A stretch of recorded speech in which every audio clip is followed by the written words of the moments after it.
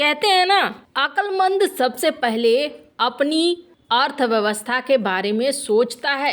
ऐसा ही हुआ है रूस के साथ भी और तुर्की के साथ भी। एक तरफ तुर्की मालदीव को ड्रोन बेच रहा है और मालदीव के लिए बहुत बड़ा सबक भेजा है। जानेंगे तुर्की ने ऐसा क्या किया है। तो वहीं दूसरी तरफ रूस ने एक इतना बड़ा ऑफर दे दिया है, जिस ऑफर से सबसे ज़्यादा टेंशन में अगर कोई आएगा तो वो चाइना आएगा। जियोपॉलिटिक्स में इस वक्त बहुत कुछ चल रहा है, जानने को आपको बहुत कुछ मिलेगा। आइए जानते हैं इन खबरों को विस्तार से। रूस ने भारतीय कंपनियों को अपने देश में निवेश करने का खुला ऑफर दिया है। इसे भारत के बड़े बड़े उद्योगपतियों के लिए बड़ा ऑफर माना जा रहा है। मॉस्को सिटी के मंत्री सरगई चेरमिन ने बुधवार को कहा है कि भारत और रूस के बीच महान साझेदारी है। उन्होंने भारतीय बिजनेस ग्रुप्स को ऑफर देते हुए कहा कि ये भारतीय कंपनियों के लिए रूसी बाजार में निवेश करने का एक अच्छा समय है। भारत दौरे पर आए चेयरमैन ने कहा कि दोनों देशों के बीच द्विपक्षीय व्यापार हाल के दिनों में बढ़ा है और दोनों देशों के बीच हाई टेक्नोलॉजी सेक्टर में अधिक निवेश शुरू किया जा सकता है। चेयरमैन मॉस्को के department of external economy and international relations department के प्रमुख हैं। उन्होंने भारत में आयोजित 31वें कन्वर्जेंस इंडिया और 9वें स्मार्ट सिटीज इंडिया एक्सपो में मॉस्को के मंडप का शुभारंभ किया। उन्होंने कहा कि ये पहली बार है जब हम इस आयोजन में भाग ले रहे हैं और हम सबसे गतिशील शहरों में से एक हैं। हाल ही में हमें आधुनिकीकरण के लिए यूनाइटेड स्टेट्स हैबिटेट द्वारा दुनिया के नंबर 1 शहर के रूप में सम्मानित किया गया है। ऐसा इसलिए क्योंकि मॉस्को ने सभी नगरपालिका क्षेत्रों में डिजिटलीकरण लागू किया है। हम शिक्षा और स्वास्थ्य सेवा में डिजिटल समाधानों का उपयोग करते हैं। उन्होंने आगे कहा कि कैसे भारतीय शहर और मॉस्को स्मार्ट शहरों के विकास और भारत के स्मार्ट सिटी मिशन की सफलता में सहयोग कर सकता है। चेयरमैन ने कहा कि हमारे बीच बहुत अच्छा तालमेल है क्योंकि Bharat software technology, IT, cyber सुरक्षा में बहुत उन्नत है और ये मॉस्को और नई दिल्ली या बड़े महानगरों बल्कि हमारे सभी नागरिकों के साथ तालमेल ला सकता है। दोनों देशों के बीच लंबे संबंधों पर प्रकाश डालते हुए चेयरमैन ने तर्क दिया कि भारतीय कंपनियों को मॉस्को में निवेश इसलिए करना चाहिए क्योंकि रूस एक बड़ा बाजार है और यूरोपीय बाजार के लिए एक प्रवेश द्वार है। चेयरमैन ने कहा कि 75 वर्षों से हमारे दोनों देशों के बीच एक महान साझेदारी रही है। हमारे पास स्मार्ट और सुरक्षित शहर, हाई टेक्निकल मशीनरी, ऐसे द्विपक्षीय व्यापार की संभावनाएं बहुत ज्यादा है। भारतीय कंपनियों के लिए रूस में आकर निवेश करना एक महान क्षण है। ऐसा इसलिए नहीं है क्योंकि अधिकांश पश्चिमी कंपनियां अस्तित्व में हैं, बल्कि हमारे बीच कुछ समान है। इसके अलावा रूस एक बड़ा बाजार है और वो यूरोपीय बाजार का प्रवेश द्वार भी है। आपको बता दें, ये एक बहुत ही महत्वपूर्ण बयान है। इसलिए बयान है कि इस वक्त क्या हो रहा है, रूस यूक्रेन की लड़ाई और जो प्रतिबंध लगे हैं, दुनिया भर के जो पश्चिमी कंपनियां हैं वो धड़ाधड़ रूस को छोड़ चुकी हैं और रूस में एक बड़ा जगह खाली हो चुका है। स्क्रीन पर एक आर्टिकल देखिए। रूस के अंदर अंडों की भी क्राइसिस शुरू हो गई है और यहाँ पर तमिलनाडु उस जगह को भरने के लिए तैयार हो रहा है।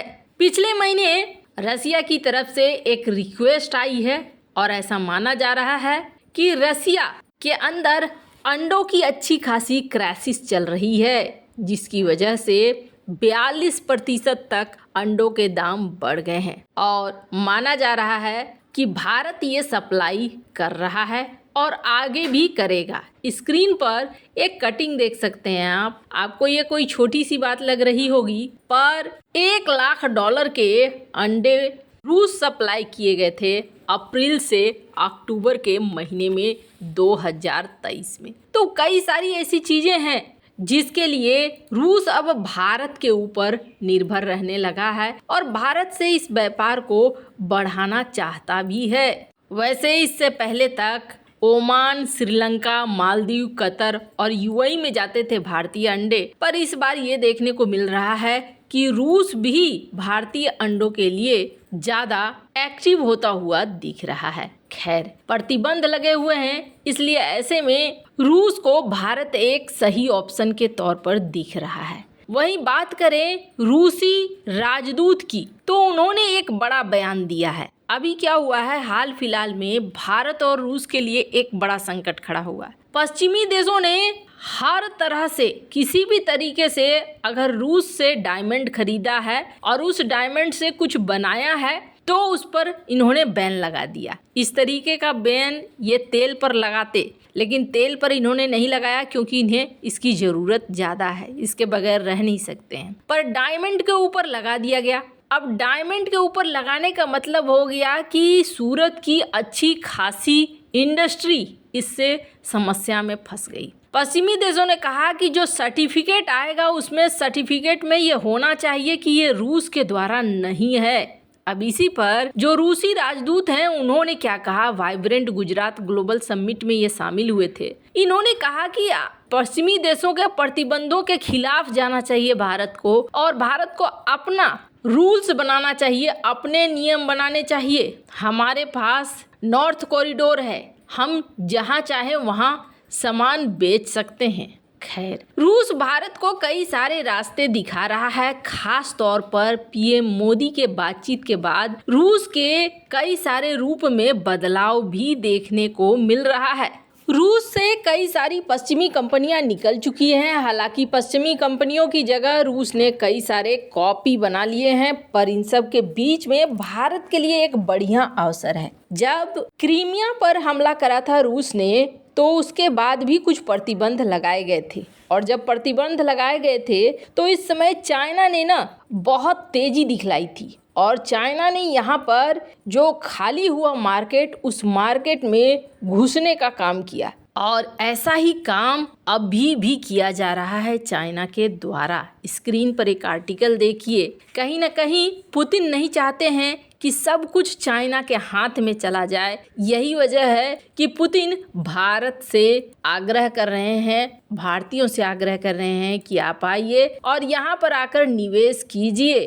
खैर, जहाँ एक तरफ ये सब कुछ हो रहा है, वहीं दूसरी तरफ मालदीव तुर्की से ड्रोन खरीद रहा है। ये खबर तो हमने सुनी कि भारतीय हेलीकॉप्टर की जगह अब ये ड्रोन उसकी सीमाओं की सुरक्षा करेंगे और मालदीव इसमें ज़्यादा सुरक्षित महसूस करेगा।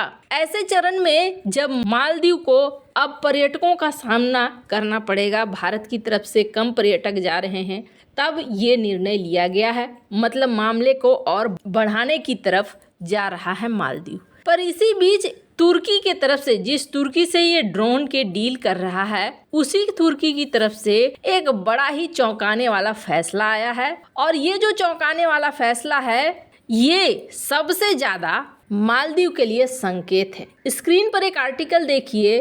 तुर्की ने यूएई, सऊदी, ओमान, बहरीन, इनके और भारत, पाकिस्तान, फिलीपींस के लोगों को अपने देश में बुलाने के लिए, टूरिज्म के लिए क्या किया है, इनमें से यूएई, सऊदी, ओमान, बहरीन के नागरिकों को फ्री वीज़ा और ई वीज़ा कर दिया है भारत, पाकिस्तान, फिलीपींस के लोगों को। यानी कि जितना ज़्यादा आ सकते हो। भारतीयों के लिए, पाकिस्तानियों के लिए है कि आपको एक ई वीज़ा के तहत टोकन लेना होगा, बहुत लंबे प्रोसेस से नहीं गुजरना होगा। और ये सब कुछ तुर्की क्यों कर रहा है? अपने पर्यटन को ऊंचा रखने के लिए। वैसे इन सब मामले में आपकी क्या राय है, कमेंट कर जरूर बताएं। जल्द मिलते हैं अगले वीडियो में नई खबर के साथ।